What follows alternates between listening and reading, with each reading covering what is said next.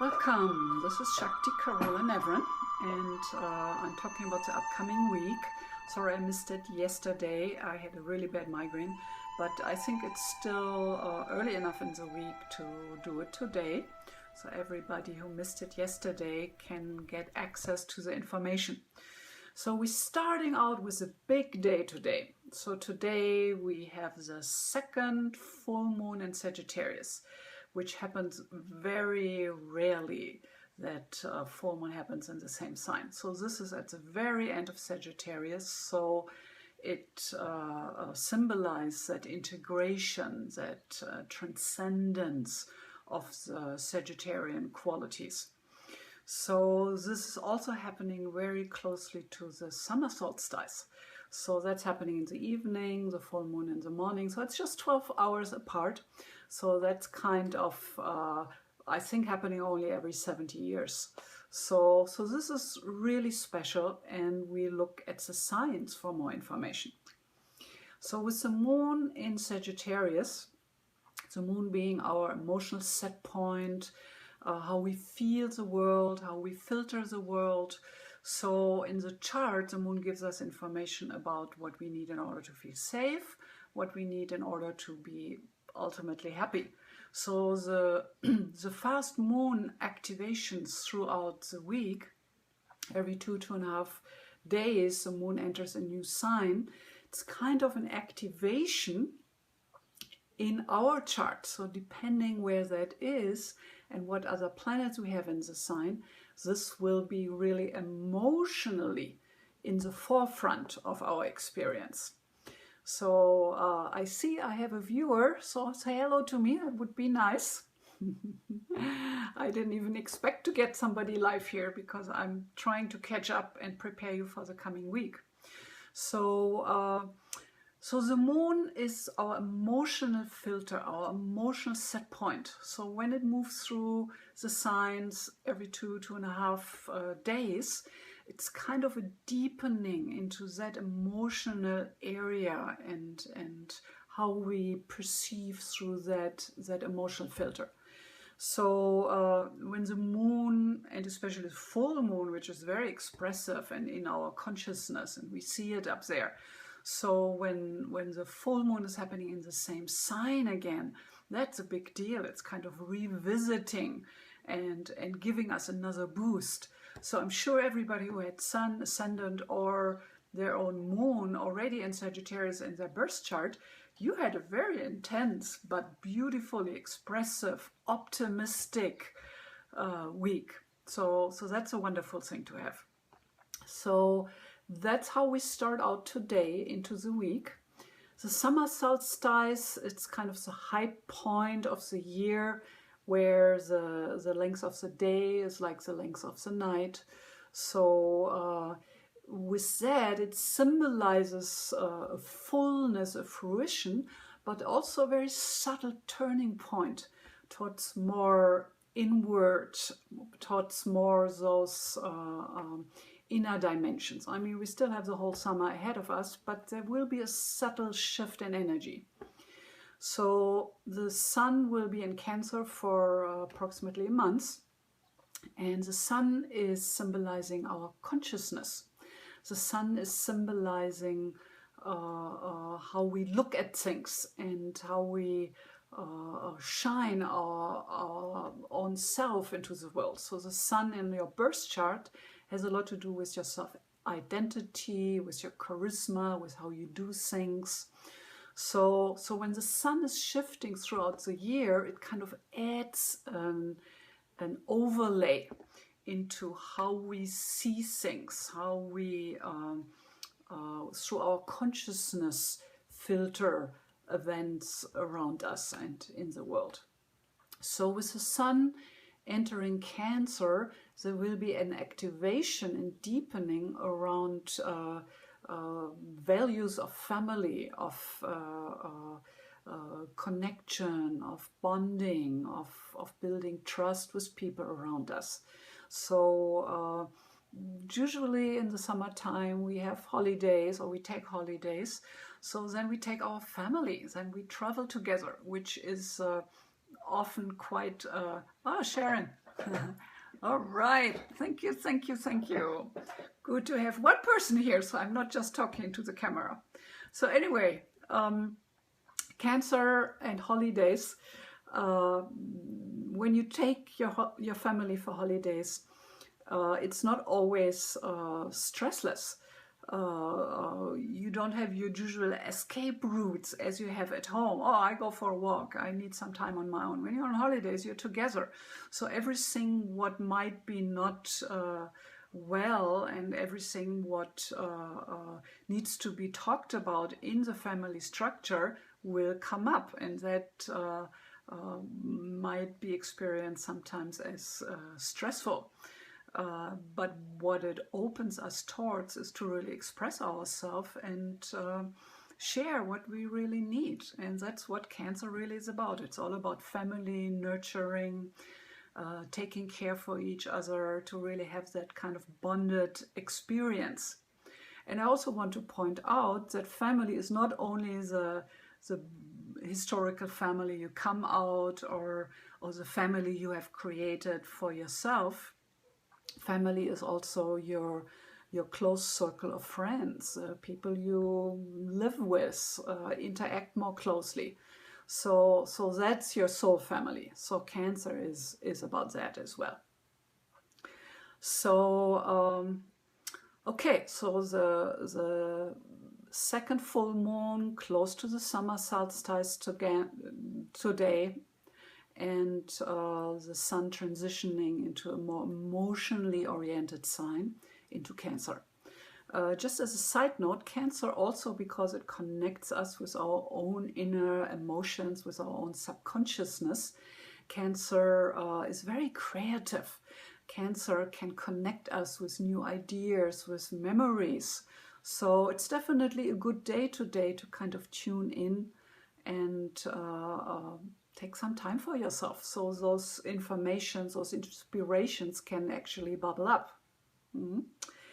Okay, so then the moon is shifting on Monday into Capricorn.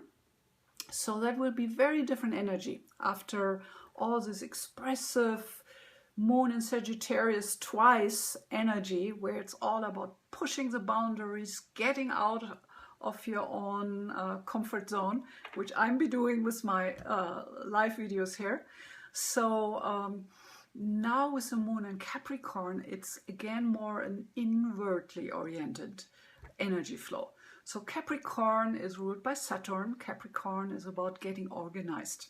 It's about getting clear about what you want to achieve. And with the moon, we always talk about needs, what we need in order to feel balanced and peaceful and centered. So here you need to really organize yourself, set some goals, some intentions. And when we, for example, have a moon in Capricorn in a birth chart, trust is a big issue. So these couple of days coming up might be a time where you become more aware of what you truly need in order to trust somebody. And again, it's always so important to express what you are aware of, what your needs are. So moon in Capricorn, more inward, more organized, more thinking about things and setting the stage to get those implemented. Then the moon shifts on the 22nd into Aquarius. So I love to talk about Aquarius. I could talk about Aquarius a whole hour, but I won't do that. But Aquarius is a sign of breakthrough. The breakthrough into a higher level of consciousness. So it's ruled by Uranus, and when we have the moon going through Aquarius, it's where we feel a little wild, where we want to break some rules, and actually we do need to break some rules, especially when we have the natal moon in Aquarius like I have. So basically Aquarian qualities are those of the revolutionary, the one who who is separated from the mainstream, the one who has to learn to listen to their own inner originality and their own inner guidance over what anybody out there is telling you. So that's Aquarian nature. And needless to say, when we grow up with a moon, sun, or ascendant in Aquarius, we feel alienated. We feel like an outsider. So as a young person, high school, remember, you just want to fit in. You want to be like everybody else, and you want to be cool and fashionable and wear the right clothes and the right brands and all that stuff. But the older you get, the more you're gonna grow into that Aquarian nature of yourself.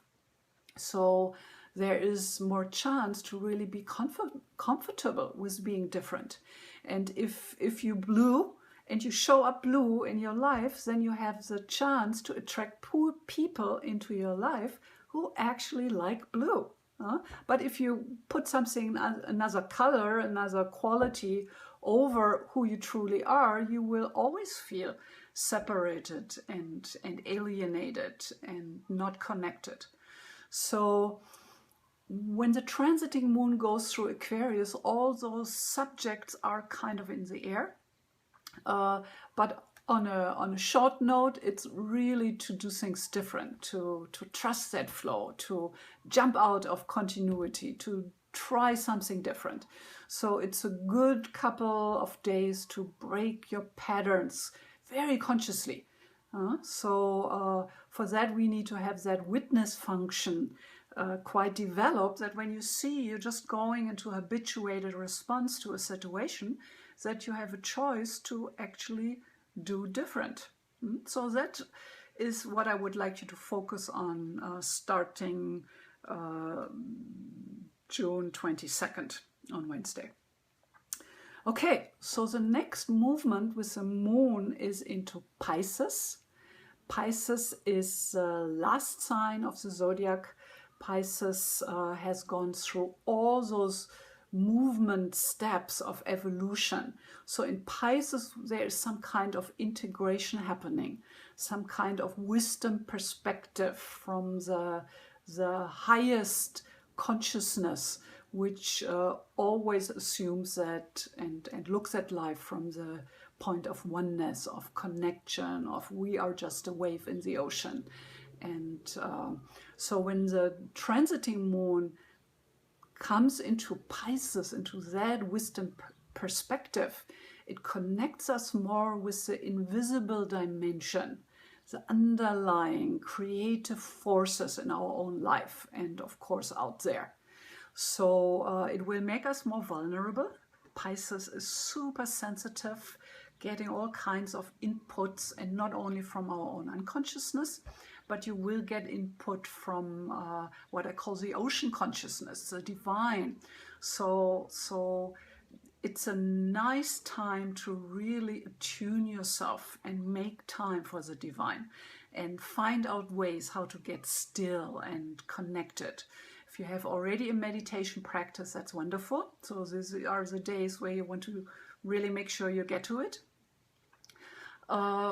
Also, you could do yoga practice. That's a wonderful way for us Westerners to sense the body, to drop in through the body, because as I know from myself and many of my clients, for us Westerners to just sit down and try to sit still and follow our thoughts, it's very challenging, because usually when you sit down and you try to get still, your mind goes crazy first.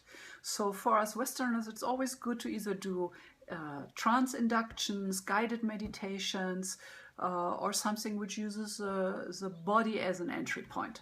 So there are some dancing meditations out there. The group Sweat Your Prayers, you might want to check out. It's a wonderful way to meditate and dance with a group. You can do it at home. You can just dance for 15 minutes and then sit down and go still, and then you will be able to tap into those higher dimensions. you can just go for a walk with your dog in nature. Nature actually does that it kind of tunes us down. It kind of balances the left and the right brain. So the moon in Pisces is really about how do you connect with that field of consciousness, which is so much bigger. And with that perspective, which is so much more and open and beyond our tiny little ego structure.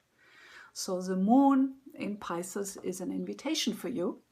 And of course, if you have any planet, sun, moon, ascendant in Pisces, all those planets will be sensitized and even more in the forefront than usually for you. So that's the moon. So that's happening on Friday, the 24th. And then there is another strong aspect, connection I actually want to discuss. And that is the Sun conjuncting Chiron. Let me see here. No, the moon conjuncting Chiron, sorry. So Chiron is a wounded healer in astrology. Chiron symbolizes in the birth chart where we obviously know we have a wound and we need to deal with it. I always say it's not hidden like the Pluto wound.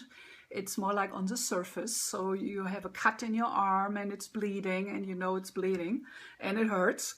So Chiron wound in the chart is symbolizing where we are aware of something we have to deal with. And we are the only one who can truly do that. So in a way, we have to really get over that. And in the story, the centaur Chiron was an immortal and he managed to poison himself. So because he was immortal, he couldn't die. So imagine you are in a tremendous amount of pain and you can't die. So he was already a healer, as the story goes, before he poisoned himself accidentally. So then he had to deal with the situation. He had to get through it, get over it. And because there was no way out. So he did that. And as a result, he became a much more compassionate healer. So he became somebody who has been through the dark night of the soul in whatever way that applies. And as a result, has come to that place of deepened compassion and became a better healer. And as a result, he also became known as a mentor of the children of the gods. So here we have the archetype for the teacher as well as the healer. So the moon conjunction with Chiron, coming back to that, is a chance for us to, because the moon is already so emotionally and feels so much and is connected to our unconsciousness. So when Chiron conjuncts with that, it's kind of opening a channel up into our consciousness from our unconscious mind. And it will possibly bring up old wounds, awareness of old wounds and things we better deal with. So the moon transiting through the sign is happening every 2.5 days, and it's obviously a very fast planet. So, but don't believe that because it's fast, it's not strong. It's very strong in the moment. It just doesn't last as long as a Pluto transit, which is the longest transit we know. So the moon actually in astrology plays a big role, and we look at where the moon is when we make starting event charts, how to launch your website, when to marry, these kind of things. And we also look at what we call the void of moon. So every 2.5 days, the moon not only shifts into a new sign, but there's a moment in time where before it leaves the old sign and before it has entered the new sign and is connecting with another planet through an aspect. So there is a time phase we call void of moon. And because the moon in that moment isn't connected, it's kind of in between the chairs. So nothing much is happening which gets started under the void moon. So if you have any important starting points, you want to make sure to check in with me or an astrologer to really check that out. Because if you start something on the avoid moon, it tends to not go anywhere because it's not connected. And the moon, by its very nature, needs to be connected. Connects us with our emotional dimension, our emotional body. So that's why we pay a lot of attention to the moon phases throughout the month and how that goes back to the individual chart. So if you don't have an individual chart, you can go to my website and there you get a free chart in combination with your love stone report, I call it, which is based on your Venus position in your chart. So yeah, these are the highlights for the coming week. As you know, we do this Sunday live calls now every Sunday at noon, Hawaiian Standard Time. If I'm not having a migraine, then I do it a day later. So yeah, if you have any questions now, please let me know. So I still have a little time to deal with that. So whoever is on the call, it can be related to what we have talked about for the coming week or unrelated to that. So just let me know you're there. And if there are no questions, then I would say I'm closing it down for today. So make sure you join next Sunday and get your questions prepared. All the best and aloha, as we say here on Maui, and I see you very soon.